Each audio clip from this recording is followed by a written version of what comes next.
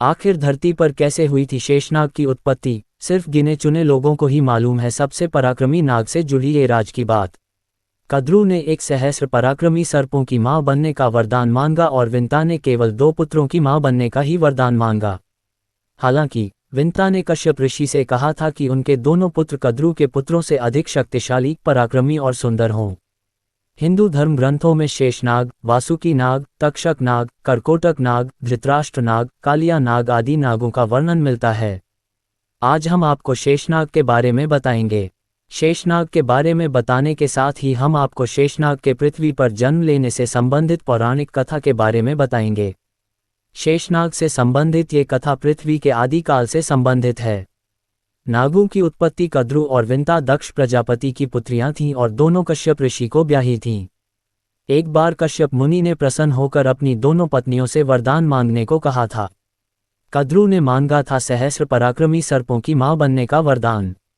कद्रू ने एक सहस्र पराक्रमी सर्पों की मां बनने का वरदान मांगा और विंता ने केवल 2 पुत्रों की मां बनने का ही वरदान मांगा। हालांकि विंता ने कश्यप ऋषि से कहा था कि उनके दोनों पुत्र कद्रू के पुत्रों से अधिक शक्तिशाली, पराक्रमी और सुंदर हों। कद्रू ने 1000 अंडे दिए और विंता ने केवल 2 अंडे दिए। समय आने पर कद्रू के अंडों से 1000 सर्पों का जन्म हुआ। पुराणों में कई नागों खासकर वासुकी, शेष, पद्म, कंबल, कारकोटक, नागेश्वर, धृतराष्ट्र, शंखपाल, कालाख्य, तक्षक, पिंगल, महानाग आदि का काफी वर्णन मिलता है। कद्रू के बेटों में सबसे पराक्रमी थे शेषनाग। कद्रू के बेटों में सबसे पराक्रमी शेषनाग थे। इनका एक नाम अनंत भी है। शेषनाग ने जब देखा कि उनकी माता व भाइयों ने मिलकर विंता के साथ छल किया है तो उन्होंने अपनी मां और भाइयों का साथ छोड़कर गंधमादन पर्वत पर तपस्या करनी आरंभ कर दी। उनकी तपस्या से प्रसन्न होकर ब्रह्मा जी ने उन्हें वरदान दिया कि तुम्हारी बुद्धि कभी धर्म से विचलित नहीं होगी। ब्रह्मा ने शेषनाग को यह भी कहा कि पृथ्वी निरंतर हिलती डुलती रहती है, अतः तुम इसे अपने फन पर इस प्रकार धारण करो कि यह स्थिर हो जाए। शेषनाग के ही अवतार माने जाते हैं लक्ष्मण और बलराम।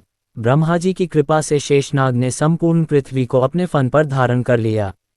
आपको बता दें कि क्षीरसागर में भगवान विष्णु शेषनाग के आसन पर ही विराजित होते हैं।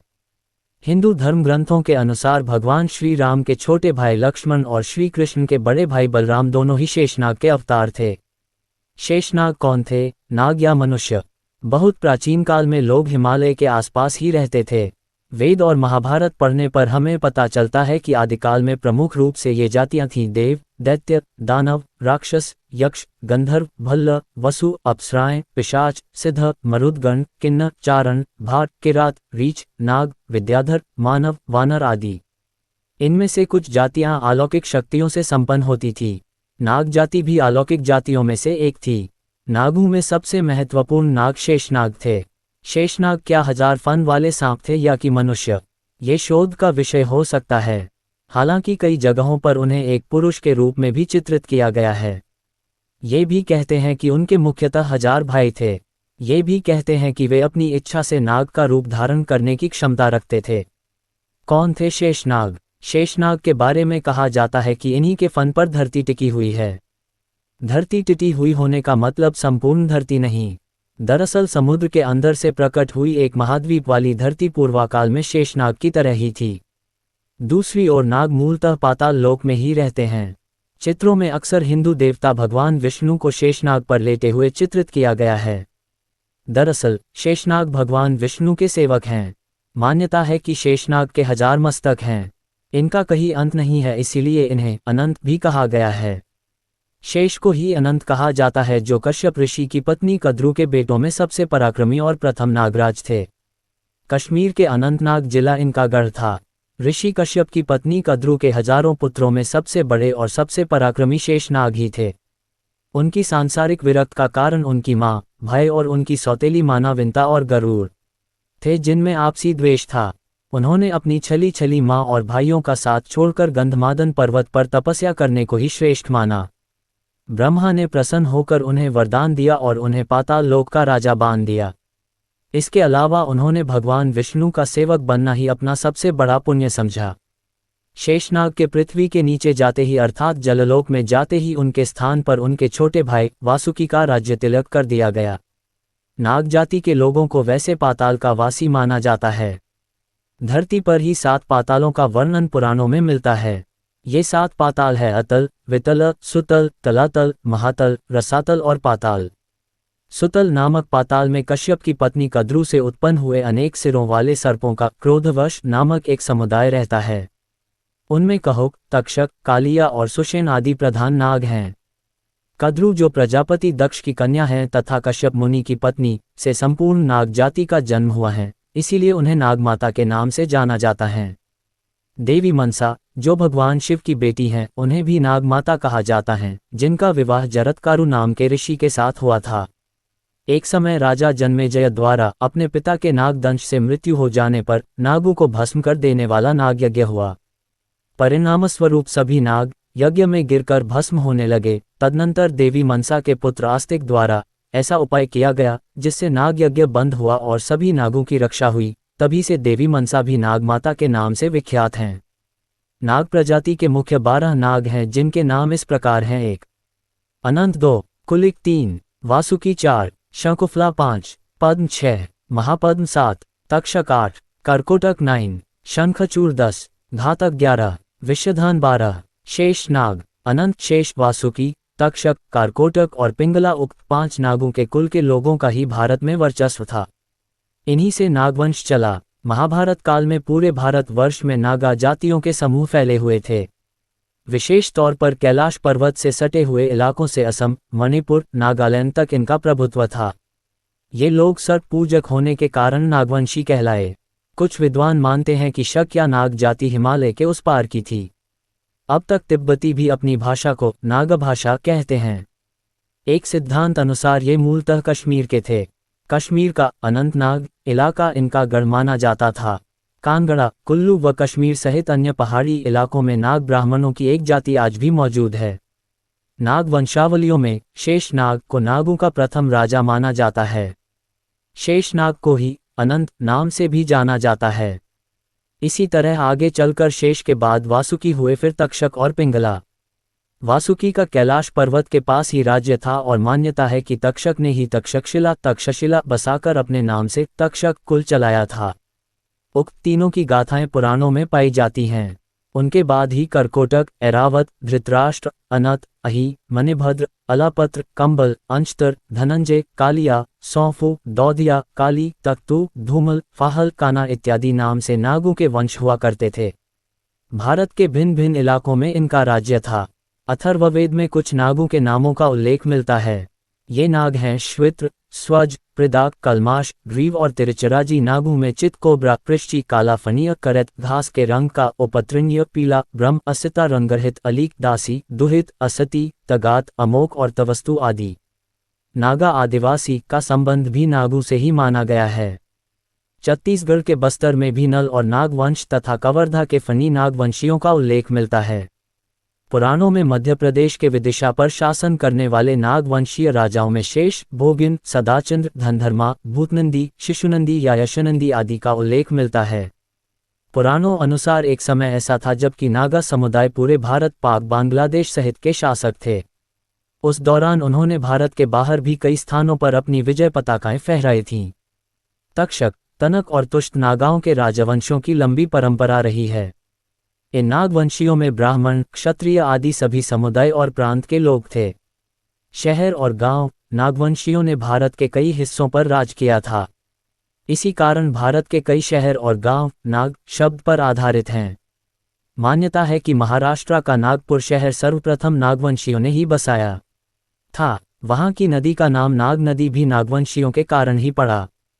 नागपुर के पास ही प्राचीन नागरधन नामक एक महत्वपूर्ण प्रागैतिहासिक नगर है। महार जाति के आधार पर ही महाराष्ट्र से महाराष्ट्र हो गया। महार जाति भी नागवंशियों की ही एक जाति थी। इसके अलावा हिंदी भाषी राज्यों में नागदा नामक कई शहर और गांव मिल जाएंगे। उक्त स्थान से भी नागों के संबंध में कई किंवदंतियां जुड़ी हुई हैं। नगा या नागालैंड को क्यों नहीं नागों या नागवंशियों की भूमि माना जा सकता है? शेषनाग और कालिया नाग के बीच क्या था संबंध? जाने कौन थी सांपों की माता कद्रू? ग्रंथ पुराणों में नागों की उत्पत्ति से जुड़ी कई पौराणिक कथाएं मिलती हैं। कद्रू ने 1000 पराक्रमी पुत्रों की मां बनने का वर मांगा था। हिंदू धर्म में नागों को देवता का रूप माना गया है और उनकी पूजा का विधान है। धार्मिक शास्त्रों में शेषनाग, वासुकी नाग, तक्षक नाग, कालिया नाग व करकोटक नाग का उल्लेख मिलता है। सभी नागों का अपना महत्व और स्थान है। ग्रंथ पुराणों में नागों की उत्पत्ति से जुड़ी कई पौराणिक कथाएं मिलती हैं। पंडित इंद्रमणि घनश्याल बताते हैं कि शेषनाग, कालिया समेत सभी प्रमुख नाग एक ही माता के पुत्र थे। आइए जानते हैं इस पौराणिक कथा से कौन है नागों की माता, कौन है सांपों की माँ। पौराणिक कथा के अनुसार राजा दक्ष प्रजापति की 17 पुत्रियों का विवाह महर्षि कश्यप के साथ हुआ था। सभी पत्नियों में महर्षि कश्यप को कद्रु व विंता से सबसे अधिक प्रेम था। एक बार महर्षि कश्यप ने दोनों पत्नियों से कहा कि वह अगर कोई वर मांगना चाहती है तो मांग सकती है, जिसके बाद कद्रु ने 1000 पराक्रमी पुत्रों की मां बनने का वर मांगा। वहीं विंता ने वर में मांगा कि उसको एक ऐसा पुत्र मिले जो कद्रु के सभी पुत्रों का नाश कर सके। कहते हैं कि इसके बाद महर्षि ने वरदान में कद्रु को 1000 अंडे दिए, जिससे वह सभी सांपों की माता बनी। वहीं विंता को वरदान प्राप्त होने के बाद गरुड़ के रूप में पुत्र प्राप्त हुआ। शेषनाग और कालिया नाग की शक्ति धार्मिक शास्त्रों के अनुसार शेषनाग का दूसरा नाम अनंत भी है, जो सभी बलशाली नागों में से एक है। कहते हैं कि शेषनाग ही पृथ्वी का भार वहन करते हैं और भगवान श्रीहरि क्षीर सागर में शेषनाग के आसन पर ही निवास करते हैं। इसी तरह कालिया नाग यमुना नदी में अपनी पत्नियों के साथ निवास करते हैं। मान्यता है कि भगवान विष्णु ने कालिया नाग के फन पर ही नृत्य किया था। इसके अलावा श्री कृष्ण ने भी कालिया नाग के साथ युद्ध किया था। शेषनाग की उत्पत्ति एक पौराणिक कथा। बहुत समय पहले की बात है, जब ये संपूर्ण सृष्टि अज्ञात के अंधकार में लिपटी हुई थी। केवल परम ब्रह्म की सत्ता थी और समय का कोई अस्तित्व नहीं था। जब सृष्टि का निर्माण प्रारंभ हुआ, तब भगवान विष्णु ने अपनी योग निद्रा में महाशक्ति को आदेश दिया कि वे सृजन का कार्य आरंभ करें। यही समय था जब सृष्टि में देव, असुर, ऋषि, मुनि और विभिन्न जीव जंतु उत्पन्न हुए। इसी सृष्टि में एक महान नाग का भी जन्म हुआ, जिसे हम शेषनाग के नाम से जानते हैं। शेषनाग की उत्पत्ति का रहस्य। भगवान ब्रह्मा जब सृष्टि की रचना कर रहे थे, तब उनके मन में विचार आया कि एक ऐसी शक्ति की आवश्यकता होगी जो धरती का संतुलन बनाए रखे। ब्रह्मा जी के इस विचार से एक दिव्य शक्ति उत्पन्न हुई, जो सहस्र फनों से सुशोभित थी। वह नाग तेजस्वी, विशाल और असाधारण शक्ति से युक्त था। जैसे ही उसका जन्म हुआ, चारों दिशाओं में गूंज उठी एक दिव्य ध्वनि। ये नाग कोई साधारण प्राणी नहीं, बल्कि सृष्टि के संतुलन को बनाए रखने के लिए उत्पन्न हुआ है। ये भगवान विष्णु का प्रिय सेवक बनेगा और अनंत काल तक उनकी सेवा करेगा। ब्रह्मा जी ने इस दिव्य नाग को आशीर्वाद दिया और कहा, तुम सृष्टि की रक्षा के लिए सदैव धर्म के पथ पर अग्रसर रहोगे। शेषनाग और उनके भाई। शेषनाग के जन्म के समय उनके कई अन्य नाग भाई भी उत्पन्न हुए। उनमें से कुछ प्रमुख थे वासुकी, तक्षक, करकोटक, पद्म, महापद्म, कुलिक, शंखपाल, धृतराष्ट्र और अनंत। इन सभी नागों का जन्म प्रजापति कश्यप और उनकी पत्नी कद्रु के पुत्र रूप में हुआ था। परंतु समय के साथ नागों में अहंकार और वैमनस्य बढ़ने लगा। उनके स्वभाव में क्रूरता आ गई और वे अधर्म के मार्ग पर चलने लगे। शेषनाग अपने भाइयों की इन प्रवृत्तियों से दुखी हुए और उन्होंने कठोर तपस्या करने का निर्णय लिया। शेषनाग की कठोर तपस्या। शेषनाग ने कठिन तपस्या आरंभ की। वे हिमालय के पर्वतों में जाकर हजारों वर्षों तक ध्यानस्थ हो गए। उनकी तपस्या इतनी कठिन थी कि देवता और ऋषि मुनि भी आश्चर्यचकित हो गए। उनके तेज से समस्त दिशाएं प्रकाशित हो उठीं। उनकी तपस्या से प्रसन्न होकर भगवान ब्रह्मा प्रकट हुए और बोले, वत्स, मैं तुम्हारी तपस्या से अत्यंत प्रसन्न हूँ। बताओ, तुम क्या वरदान चाहते हो? शेषनाग ने विनम्रतापूर्वक उत्तर दिया, हे परमपिता ब्रह्मा, मैं चाहता हूँ कि मेरी बुद्धि सदैव धर्म के मार्ग पर रहे और मैं लोक कल्याण के लिए समर्पित रहूं। मुझे ऐसा सामर्थ्य दें कि मैं पृथ्वी का बोझ उठा सकूं और भगवान विष्णु की सेवा कर सकूं। भगवान ब्रह्मा ने उन्हें आशीर्वाद दिया और कहा, हे शेष, तुम सदैव भगवान विष्णु के परम भक्त और उनके शैया के रूप में पूजित होगे। सृष्टि के संतुलन हेतु तुम्हें पृथ्वी को अपने फनों पर धारण करना होगा। भगवान विष्णु की शैया बने शेषनाग। ब्रह्मा जी के आशीर्वाद के बाद शेषनाग सीधे क्षीरसागर पहुंचे, जहां भगवान विष्णु योग निद्रा में थे। भगवान विष्णु ने शेषनाग को स्नेहपूर्वक गले लगाया और कहा, हे शेष, मैं तुम्हारे त्याग और तपस्या से अत्यंत प्रसन्न हूँ। तुम मेरे साथ सदैव रहोगे और मेरी शैया बनोगे। जब भी मैं विश्राम करूंगा, तुम्हारे सहस्र फन मेरी रक्षा करेंगे। इस प्रकार शेषनाग भगवान विष्णु की शैया बन गए। वे अपने सहस्र फनों से क्षीरसागर में एक विशाल आसन बनाए रखते हैं जिस पर भगवान विष्णु शयन करते हैं। पृथ्वी को धारण करने का दायित्व। समय बीतता गया और जब पृथ्वी पर अधर्म बढ़ा तब इसका भार असहनीय हो गया। पृथ्वी डगमगाने लगी और संतुलन बिगड़ने लगा। तब भगवान विष्णु ने शेषनाग को आदेश दिया, हे शेष, अब समय आ गया है कि तुम अपनी शक्ति का प्रयोग कर पृथ्वी को संभालो। शेषनाग ने तुरंत अपने विशाल फन फैलाए और पूरी पृथ्वी को अपने ऊपर धारण कर लिया। तभी से वे अनंत काल तक पृथ्वी को धारण किए हुए हैं। शेषनाग और श्रीराम अवतार। जब भगवान विष्णु ने श्रीराम के रूप में अवतार लिया तब शेषनाग भी उनके छोटे भाई लक्ष्मण के रूप में प्रकट हुए। लक्ष्मण ने अपने बड़े भाई राम की सेवा में अपना जीवन समर्पित कर दिया और हर कठिनाई में उनके साथ खड़े रहे। शेषनाग और श्री कृष्ण अवतार। जब भगवान विष्णु ने श्री कृष्ण के रूप में अवतार लिया तब शेषनाग बलराम के रूप में प्रकट हुए। बलराम ने अपने छोटे भाई श्री कृष्ण का मार्गदर्शन किया और धर्म की रक्षा में उनका साथ दिया। शेषनाग की अनंत महिमा। शेषनाग न केवल भगवान विष्णु के प्रिय सेवक हैं बल्कि वे सृष्टि के आधार भी हैं। उनके सहस्र फनों पर यह संपूर्ण पृथ्वी टिकी हुई है। जब भी पृथ्वी का भार असहनीय हो जाता है तब वे अपने बल से संतुलन बनाए रखते हैं। आज भी भक्त शेषनाग की पूजा करते हैं और उनसे रक्षा, धैर्य और शक्ति की प्रार्थना करते हैं। उनकी कथा ये सिखाती है कि सच्ची निष्ठा, सेवा और तपस्या से व्यक्ति अनंत काल तक पूजनीय बन सकता है। शेषनाग का संदेश। संसार का भार उठाने वाले बनो, उसका बोझ बढ़ाने वाले नहीं। धर्म के मार्ग पर चलो क्योंकि यही मार्ग तुम्हें सच्चे मोक्ष तक ले जाएगा। इस प्रकार शेषनाग की उत्पत्ति की यह कथा हमें त्याग, निष्ठा और धर्म की महानता का पाठ पढ़ाती है।